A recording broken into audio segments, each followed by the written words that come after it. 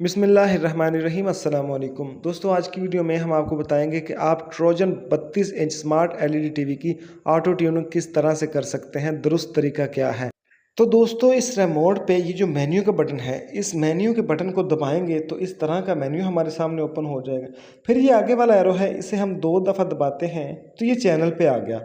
उसके बाद नीचे वाले एरो को दबाएंगे तो ये स्कैन पे आ गया। उसके बाद ये जो दरमियान में तीर का निशान है, इसे दबाएंगे तो ये देखें स्टार्ट स्कैन लिखा हुआ है।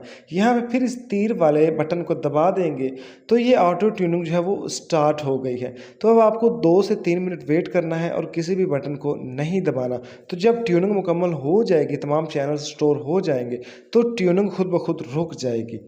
तो दोस्तों, ट्यूनिंग जो है वो मुकम्मल हो चुकी है और हम चैनल्स आगे पीछे कर रहे हैं। इसके अलावा अगर आपके पास कोई और एलईडी है जिसकी आपको समझ नहीं आ रही, तो मेरे चैनल्स पर एक वीडियो मौजूद है जिसमें मेरा व्हाट्सएप नंबर दिया हुआ है, तो आप मुझसे व्हाट्सएप पे कॉन्टैक्ट कर सकते हैं।